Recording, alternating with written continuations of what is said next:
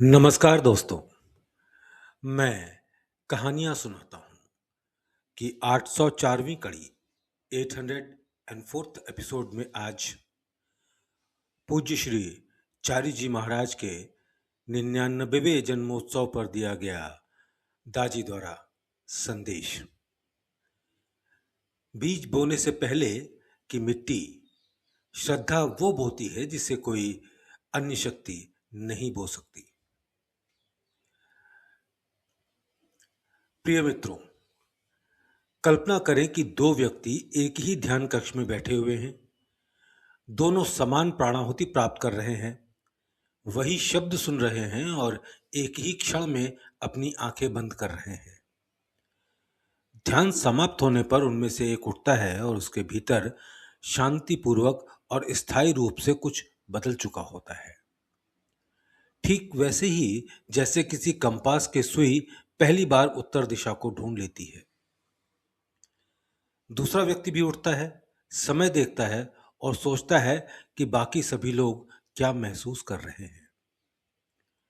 प्राणाहुति वही है, मौन वही है और शब्द भी वही हैं, फिर भी दोनों के अनुभव में एक अंतर है। वो अंतर क्या है? इस प्रश्न को अपने मन में बनाए रखें, क्योंकि हम वापस इसी पर बात करेंगे। उसी प्रकार कल्पना करें कि पानी से भरे एक बर्तन में एक आलू और अंडा एक साथ उबाले जा रहे हैं। पानी वही है, आंच वही है, पकने का समय भी समान है, फिर भी आलू नरम हो जाता है जबकि अंडा सख्त हो जाता है। हम में से हर कोई अपने भीतर क्या लेकर चलता है, वह यह निर्धारित करता है कि कोई अनुभव अधिक खुला और ग्रहणशील बनाएगा या अधिक सख्त कर देगा। ये प्रतिभा योग्यता का प्रश्न नहीं है, ये केवल भूमि का प्रश्न है, उस मिट्टी का जिसमें बीज बोया जाता है। वह शब्द जिसका कोई अनुवाद नहीं है। पिछले संदेशों की श्रृंखला में हमने साथ मिलकर उन 7 आंतरिक अवरोधों को समझा जो एक साधक और उसके प्रतीक्षारत जीवन के बीच में खड़े हैं। हमने देखा कि किस प्रकार एक इच्छा हृदय को विभाजित करती है, जड़ता हमारी क्रियाशीलता को दबा देती है और संदेह भीतर से क्षरण करता है। अहंकार सीमाएं खड़ी कर देता है, ईर्ष्या व्यक्ति को पंगु बना देती है, पूर्वाग्रह हमारी समझ की खिड़कियां बंद कर देता है और भय, जो इन सब की जननी है, भीतर से द्वार बंद कर देता है। जीवन जिसे जिया नहीं गया वाले संदेशों में हमने जाना कि श्रद्धा चाबी को घुमाकर बंद द्वार के ताले को खोल देती है और उसके पार हम सबसे पहले जो मिलता है वो गंतव्य नहीं बल्कि विशेष प्रकार की भूमि है। एक आंतरिक आधार, एक ग्रहणशील आधार, एक ग्रहणशील धरातल। प्राचीन ऋषियों ने उसे श्रद्धा कहा है। श्रद्धा का अंग्रेजी अनुवाद प्रायः फेथ किया जाता है, लेकिन ये पूर्ण रूप से उसका अर्थ व्यक्त नहीं करता। सामान्यतः फेथ का अर्थ उस बात पर विश्वास करना माना जाता है जिसे सिद्ध नहीं किया जा सकता, जबकि श्रद्धा उससे कहीं अधिक जीवंत और व्यापक है। यह भरोसा, आत्मविश्वास, ईमानदारी, दृढ़ संकल्प, निष्ठा और आंतरिक दृढ़ता का एक ऐसा संगम है जो एक ही ज्योति के रूप में प्रज्वलित होता है। ये केवल किसी विचार को मन से स्वीकार कर लेना नहीं है, बल्कि ये तो बुद्धि द्वारा प्रमाणों को परखने से पहले ही संपूर्ण अस्तित्व का अपने हृदय के सत्य की ओर उन्मुख हो जाना है। ज्ञानी जन श्रद्धा का वर्णन शास्त्रों और गुरु में विश्वास करने के रूप में समझाते हैं और इसी के माध्यम से उस ऊंचाई को प्राप्त करते हैं जो संभव है। अब सारी सूक्ष्मता विश्वास शब्द में छुपी हुई है। ये किसी विचार को बिना विरोध के मान लेना नहीं है, ये तो अपने समस्त अस्तित्व को उस सत्य के साथ सक्रियता से एकरूप करना है, जिसे केवल सुना नहीं गया बल्कि किसी स्तर पर अनुभव भी किया गया है। महर्षि पतंजलि, जो आंतरिक अनुभवों के महान मानचित्रकार हैं, उन्होंने सर्वोच्च आत्म साक्षात्कार की ओर ले जाने वाले 5 गुणों के क्रम में श्रद्धा को सबसे पहला स्थान दिया है। वे 5 गुण हैं: श्रद्धा, वीर्य, स्मृति, समाधि और प्रज्ञा। इस क्रम पर ध्यान दें। श्रद्धा हमारी ऊर्जा या पुरुषार्थ करने की इच्छा को प्रेरित करती है। ऊर्जा हमारी स्मृति को बनाए रखती है। स्मृति परिपक्व होकर समाधि में परिणित होती है और समाधि अंततः प्रज्ञा के रूप में पुष्पित होती है। इस पूरी श्रृंखला की आधारशिला श्रद्धा है। यदि श्रद्धा को हटा दिया जाए तो शेष सब कुछ वैसे ही ढह जाता है जैसे भूतल के बिना कोई सीढ़ी खड़ी नहीं रह सकती। वह आत्मविश्वास जिसकी आपने अपेक्षा नहीं की थी। हम प्रायः श्रद्धा को ईश्वर, गुरु और अपनी साधना के विश्वास के रूप में समझते हैं, और निस्संदेह श्रद्धा में ये सभी सम्मिलित हैं। आपको यह जानकर आश्चर्य हो सकता है कि श्रद्धा का आरंभ हमारे भीतर से ही होता है। अब हम में आत्मविश्वास नहीं होता। जब हम में आत्मविश्वास नहीं होता तब हमारे भीतर श्रद्धा का अभाव होता है। जब हमें इस मार्ग पर चलने की अपनी क्षमता पर ही भरोसा नहीं होता तब मार्ग कितना भी प्रकाशमय क्यों ना हो, उसका लाभ हमें नहीं मिल पाता। जब हमें यह भरोसा नहीं होता कि हमने सही मार्ग चुना है तब कृपा की कितनी ही वर्षा क्यों ना हो, वो हमें आश्वस्त नहीं कर पाती। संदेह बार बार लौटता रहेगा, इसलिए नहीं कि अनुभव अपर्याप्त है, बल्कि इसलिए कि हमें अपनी ग्रहणशीलता पर भरोसा नहीं है।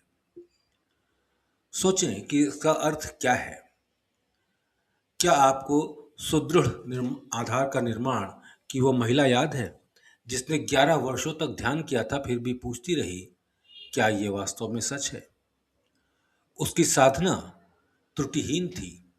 उसके आसपास के सभी लोगों को उसका रूपांतरण स्पष्ट दिखाई दे रहा था, फिर भी वह उस पर भरोसा नहीं कर पा रही थी। क्योंकि उसका संदेह साधना पर नहीं था, वह स्वयं अपने बारे में था। उसे अपनी इस क्षमता पर भरोसा नहीं था कि वह वास्तव में रूपांतरित हो सकती है।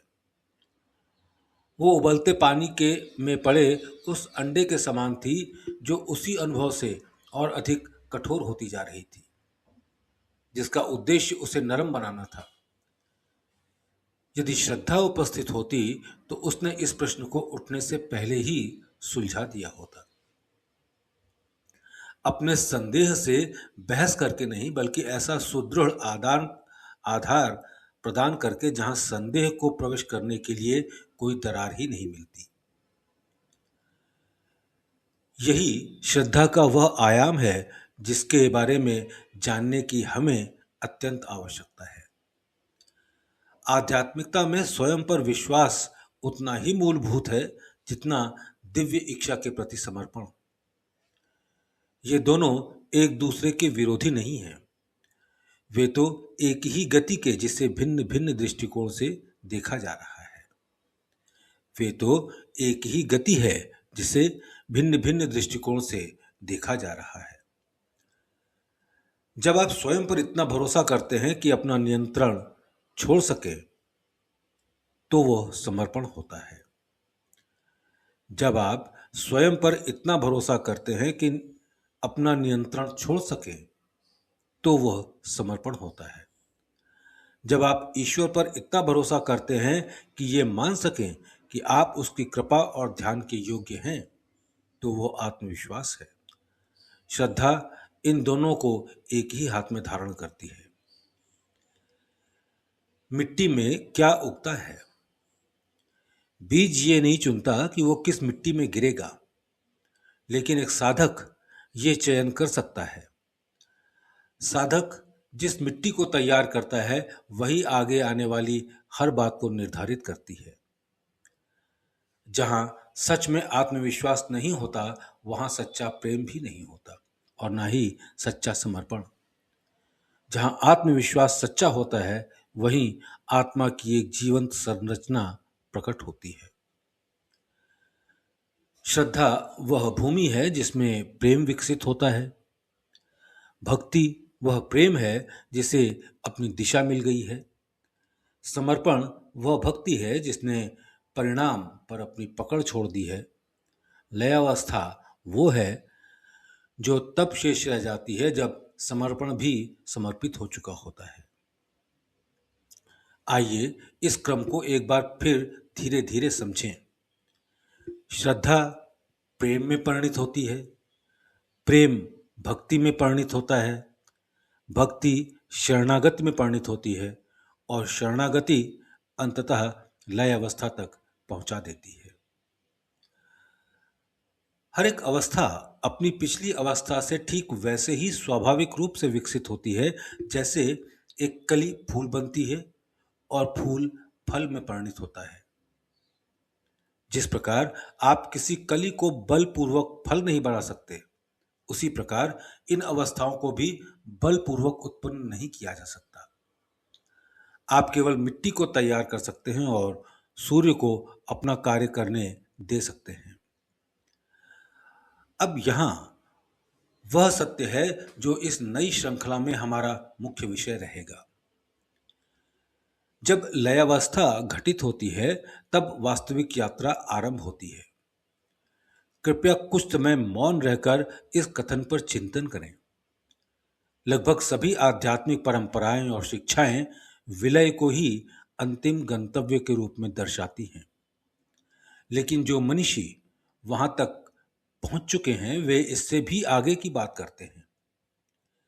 शिखर कोई गंतव्य नहीं है, वो एक द्वार है। जिस जीवन के बारे में आपको लगता था कि आप उसकी तलाश कर रहे हैं, वह तो केवल उस जीवन की तैयारी मात्र है जो उस द्वार के पार आपकी प्रतीक्षा कर रहा है। उस तैयारी का आरंभ मिट्टी की गुणवत्ता से है, यानी उस आंतरिक भूमि से जिसे हम श्रद्धा कहते हैं। न शिथिल न अंधी, यह एक सूक्ष्म सूक्ष्म सी शिक्षा है जिसके भीतर शांत प्रभाव छिपा हुआ है। श्रद्धा आधी अधूरी नहीं हो सकती। यदि आपकी श्रद्धा आपको आधी अधूरी प्रतीत होती है तो अपने उद्देश्यों की पुनः समीक्षा करें और उन पर कार्य करें। श्रद्धा उत्साहपूर्ण और दृढ़ निश्चयी होती है। वह उस दीपक की भांति होती है जिसकी लौ को कोई आंधी बुझा नहीं सकती। इसलिए नहीं कि उसकी लौ प्रचंड है, इसलिए कि वह गहरे तेल में डूबी हुई है। श्रद्धा अंधी भी नहीं होती। उसका जन्म किसी ऐसे प्रत्यक्ष अनुभव से होता है जो आपके आंतरिक संसार को बदल देता है। यही बात श्रद्धा को विश्वास से अलग करती है। विश्वास कभी कभी परिवार की विरासत की तरह प्राप्त हो जाता है, जिसे लोग बिना अधिक परखे स्वीकार कर लेते हैं। आप विश्वास इसलिए कर सकते हैं क्योंकि आपके माता पिता विश्वास करते हैं या आपका समाज विश्वास करता है। ऐसा इसलिए भी है क्योंकि प्रश्न उठाने की अपेक्षा विश्वास कर लेना अधिक सरल है। लेकिन श्रद्धा इस प्रकार कार्य नहीं करती। वह प्रत्यक्ष अनुभूति पर आधारित होती है। जब आप ध्यान में बैठते हैं और स्पष्ट रूप से ऐसी उपस्थिति का अनुभव करते हैं जिसे न विचार उत्पन्न कर सकता है और न स्मृति गढ़ सकती है, तब श्रद्धा का विकास आरंभ होता है। आपका हृदय ही प्रमाण बन जाता है। इसी कारण हार्टफुलनेस ध्यान में केवल एक तकनीक ही नहीं, ये एक ऐसी प्रयोगशाला है जहां श्रद्धा का निर्माण और परिष्कार होता है। प्रत्येक ध्यान का अनुभव जो किसी वास्तविक सत्य को देखने का नया परिप्रेक्ष्य प्रदान करता है, आपके पैरों के नीचे की भूमि में एक नई परत जोड़ देता है। धीरे धीरे वही भूमि इतनी दृढ़ और स्थिर हो जाती है कि जब संदेह आपके द्वार पर दस्तक देता है, जैसा कि वो हमेशा देता है, तब आपका घर नहीं डगमगाता। ऐसा नहीं कि आपने हर प्रश्न का उत्तर दे दिया, बल्कि आप ऐसे आधार पर खड़े हो चुके होते हैं जहां तक प्रश्नों की पहुंच ही नहीं होती। जीवन जिसने इसे सिद्ध कर दिखाया। आज हम परम पूज्य चारी जी महाराज के जन्म के 99 वर्ष पूरे होने का उत्सव मना रहे हैं। तब थोड़ा रुककर इस पूरे संदेश में वर्णित बातों पर विचार करना उचित होगा। वे विज्ञान में प्रशिक्षित और उद्योग जगत के एक अनुभवी व्यक्ति थे। उनका मस्तिष्क सूक्ष्म निरीक्षण करने की क्षमता रखता था। जब उन्हें अपने सद्गुरु का सानिध्य प्राप्त हुआ, तब उनके द्वारा अर्पित की गई श्रद्धा अंधी नहीं थी, क्योंकि उन्होंने प्रतिदिन ही अपने हृदय की प्रयोगशाला में उसे परखा था। वो कभी आधी अधूरी भी नहीं थी, क्योंकि उसने उनके संपूर्ण जीवन को अपने भीतर समाहित कर लिया था। तब उनका हृदय एक भली भांति तैयार किया हुआ खेत था। जब उस पर प्राणाहुति की वर्षा हुई, तब उसकी फसल ने संसार भर के साधकों का पोषण किया और आज भी हमें पोषित कर रही है। उन्होंने हमसे ये नहीं कहा कि हम उनकी श्रद्धा की प्रशंसा करें। उन्होंने हमें अपनी श्रद्धा विकसित करने के लिए प्रेरित किया। उनके प्रति हम जो सर्वोत्तम श्रद्धांजलि अर्पित कर सकते हैं, वो है एक ऐसा हृदय जो पूर्णतः तैयार, ग्रहणशील और सजग हो। ध्यान कक्ष में बैठे वे दो व्यक्ति। आइए अब हम उन दो लोगों के पास लौटें जो ध्यान कर रहे थे और उस प्रश्न का उत्तर खोजें जिसे हमने आरंभ किया था। दोनों में अंतर क्या था? मिट्टी का।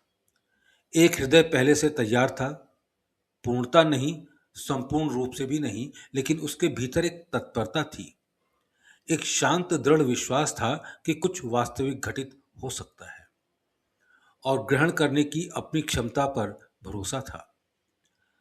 वह तत्परता ना तो कोई विशेष प्रतिभा थी और न ही भाग्य, वह श्रद्धा थी। उबलते पानी में रखे आलू की भांति वो हृदय प्राणाहुति की ऊष्मा में नरम होता गया। जो कुछ उससे प्रदान किया जा रहा था उसके प्रति और अधिक खुलता गया। यह एक ऐसी गुणवत्ता है जिसे कोई भी व्यक्ति विकसित कर सकता है, यदि वो उसे विकसित करने का चुनाव करे। दूसरा हृदय बंजर नहीं था। आइए इस बात को स्पष्ट रूप से समझें कि कोई भी हृदय कभी बंजर नहीं होता। वो केवल अभी तैयार नहीं था, शायद भटका हुआ था, शायद सतर्क था, या फिर किसी पुराने दुख और निराशा की छाया अपने भीतर लिए हुए था, जो धीमे से फुसफुसाती थी, बहुत अधिक आशा मत करो। क्या यह फुसफुसाहट आपको परिचित लगती है? ये उसी भय की अंतिम प्रतिध्वनि है जो हमने पिछले 8 संदेशों में धीरे धीरे विलीन करने का प्रयास किया था। इसका उपाय भी वही है जो पहले था। कोई बड़ा या असाधारण कार्य नहीं, बल्कि एक छोटा सा अपरिवर्तनीय कदम। इसलिए कल फिर से ध्यान में बैठे और इस बार थोड़ा अधिक खुलापन लेकर अपने हृदय को थोड़ा कम रक्षात्मक रहने दें। बस उतना सा ही अंश पर्याप्त रहेगा। श्रद्धा एक ही बार में पूर्ण रूप से नहीं उतरती। वो उसी प्रकार विकसित होती है जैसे धीरे धीरे समृद्ध बनती जाती है। ऋतु दर ऋतु, ध्यान दर ध्यान और विश्वासपूर्ण छोटे छोटे कार्यों के माध्यम से। हम सभी छोटे बच्चों के समान हैं जिन्हें आश्वासन देना पड़ता है। हम अपने भीतर ऐसे गहरे भय लिए हुए हैं जो युगों से चले आ रहे हैं। श्रद्धा वह आश्वासन है जो आत्मा स्वयं को देती है। यह वह क्षण है जब बालक अनुमति के लिए बाहर देखना बंद कर देता है और यह पाता है कि उसके अपने पैरों के नीचे की भूमि तो सदा से दृढ़ और स्थिर थी, हमेशा वहीं उपस्थित थी। उसे केवल उसके भरोसे की प्रतीक्षा थी। मिट्टी को तैयार करें और तब आप पाएंगे कि बीज को पहले से ही ज्ञात था कि उसे क्या बनना है। प्रेम और प्रार्थनाओं के साथ, कमलेश।